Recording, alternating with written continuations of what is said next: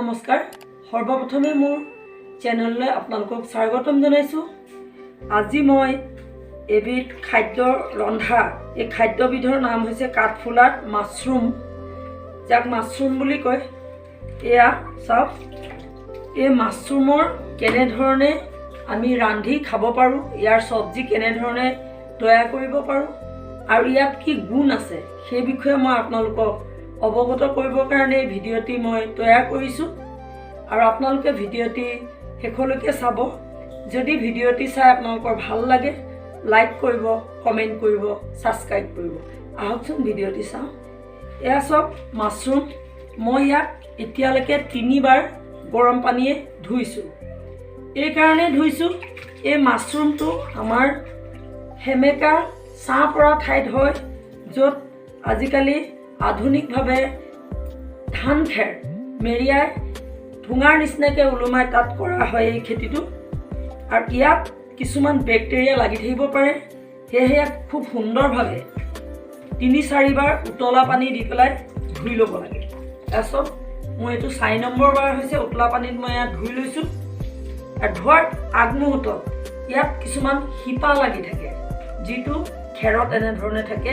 এই শিপাৰ ঠাইটো এনেকৈ এৰুৱাই ল'ব লাগে।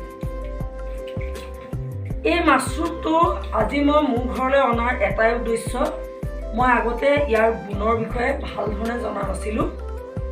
যেতিয়া মই চিকিৎসকৰ পৰা গম পাইছোঁ যে আমাৰ দেউতাৰ অসুস্থ, দেউতাৰ প্ৰটিন কমি আছে, এই প্ৰটিনৰ কাৰণে আমি প্ৰটিন পাউডাৰ বা ডক্টৰী যিকোনো এল'পেথিক ঔষধ খোৱাতকৈও যদিহে আমি খাদ্যৰ দ্বাৰাই প্ৰটিনটো আমাৰ শৰীৰত যোগান ধৰাব পাৰোঁ বা শৰীৰে গ্ৰহণ কৰিব পৰাকৈ আমি খাদ্যবিধ সুষম কৰি খাওঁ, তো আমাৰ প্ৰটিনৰ অভাৱটো আমাৰ শৰীৰত নাইকিয়া হ'ব।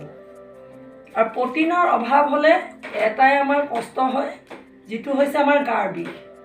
প্ৰটিনে আমাৰ শৰীৰটোৰ এটা আৱৰণৰ, যিখিনি আমাৰ মাংসপেশী, সেই আৱৰণটোত সি শক্তিদায়ক হৈ থাকে। সেয়েহে আমাৰ আৱৰণটোত সহজে বিষৰ পৰা আদি কৰি কিছু ৰোগে আক্ৰমণ কৰিব নোৱাৰে। আৰু প্ৰটিনৰ অভাৱ হ'লে সেই ৰোগখিনিয়ে আক্ৰমণ কৰে।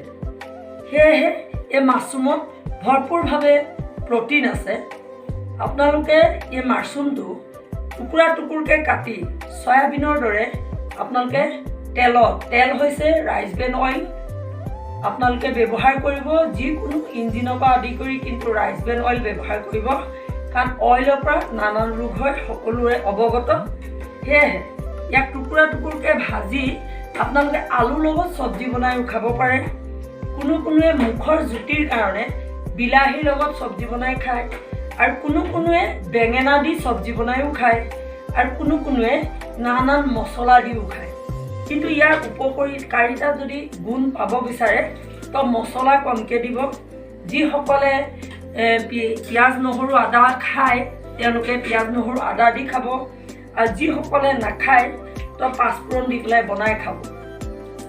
আৰু মোৰ ফালৰ পৰা আপোনালোকক এটা অনুৰোধ কৰিছোঁ, প্ৰটিনটো শিশুহঁতক খুৱাব, কাৰণ শিশুহঁতক প্ৰটিনটো অতিকৈ আৱশ্যক হয় বেছিভাগে। আৰু আমাৰ বয়োজ্যেষ্ঠসকলেও খাব লাগে এই প্ৰটিনযুক্ত আমাৰ মাছৰুমটো, আৰু ই কোনো প্ৰেছাৰ চুগাৰত অপকাৰ নকৰে। সেয়েহে মই আপোনালোকক অৱগত কৰিলোঁ, আৰু ইয়াক মই কেনেধৰণে ৰান্ধি মই আপোনালোকক দেখুৱাই আছোঁ।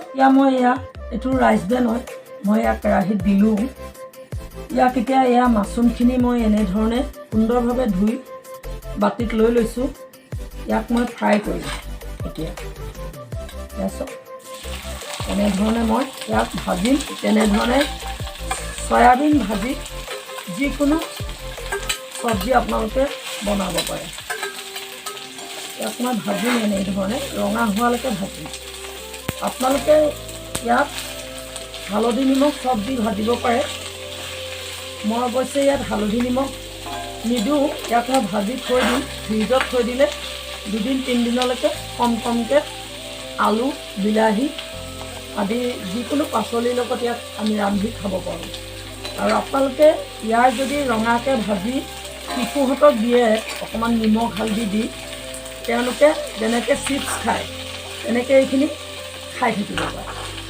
আৰু এইটোৰ পৰা শিশুহঁতৰ প্ৰটিনৰ অভাৱটো নাইকিয়া হ'ব আৰু লগতে আমাৰ বয়োজ্যেষ্ঠখিনিও যিখিনি আমাক প্ৰটিন লাগে এই খাদ্যৰ পৰা আমি প্ৰটিনখিনি পাম। এয়াই হৈছে মোৰ আজি মাছৰুম তথা কাঠফুলাৰ ভিডিঅ'। আপোনালোকে চাই যদি ভাল পাইছে লাইক কমেণ্ট শ্বেয়াৰ কৰিব।